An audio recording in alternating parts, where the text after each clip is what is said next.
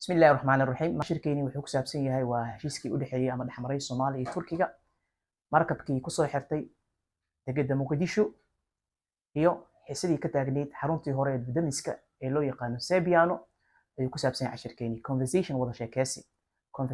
sheekaysi waxa sheekaysana AEB aan ka soo diyaariyay si aad u heshaan ereyo fara badan oo aad kaga faa'iidaan luqadda Ingiriiska maadaama aad tihiin bartay luqadda Ingiriiska waxa u baahan tihiin inaad heshaan ereyo fara badan wuxuu oranaya how do you see sidad u aragtaa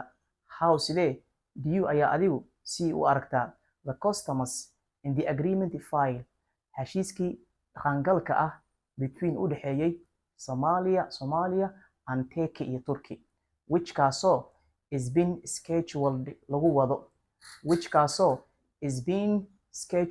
wado to implement inuu hirgalo soon dhawaanahani B wuxuu oranayaa I see waxaan u arkaa it waa arintaasi well si fiican and I welcome waan soo dhaweynayaa this issue arintani because maxaa yeelay we anagu don't have anaga ma haysano well trained aad u tababaran coast guards waa ilaalo markaasi badda ama xeebta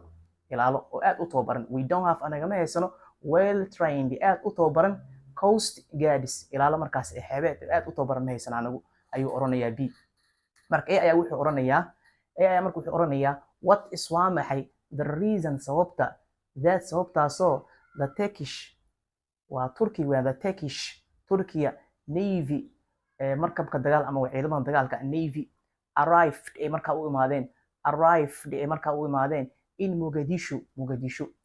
B wuxuu oranayaa the Turkish mission waa ergeyga Turkiga the Turkish waa Turki weeyaan dadka u dhashay waa Turkish weeyaan the Turkish mission waa ergeyga markaa Turkiga ama howlwadeennada markaas Turkiga ka socdo arrived imaaday in Mogadishu to ensure si markaa lagu xaqiijiyo the security amniga and stability iyo xasiloonida of Somali Sea badda markaa Soomaaliya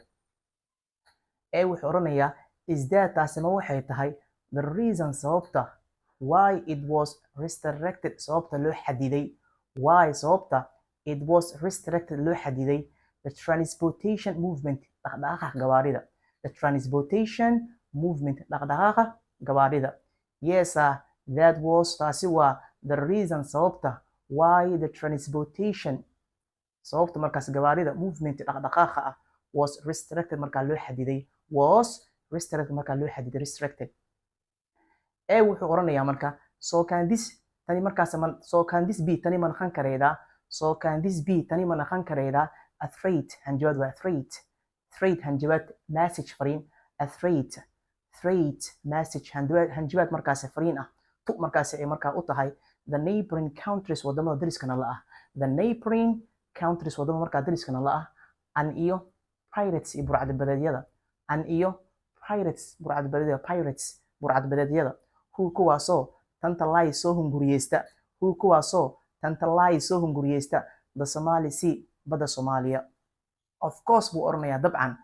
the warship markabka dagaalka ah which markabkaasoo docked kusoo xirtay at the port degada of Muqdisho will intimidate waxay cabsigelinaysaa everyone qof kasta or every individual ama shakhsi waliba who kaasoo violates kusoo xadgudba on our sea badeena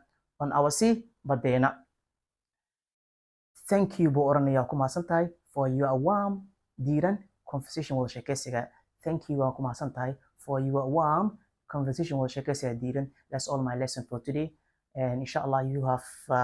beautiful lesson you have to benefit a lot from my lesson inshallah I'm going to teach you more and more English conversations during my English online classes watch comment like share it's for you thank you very much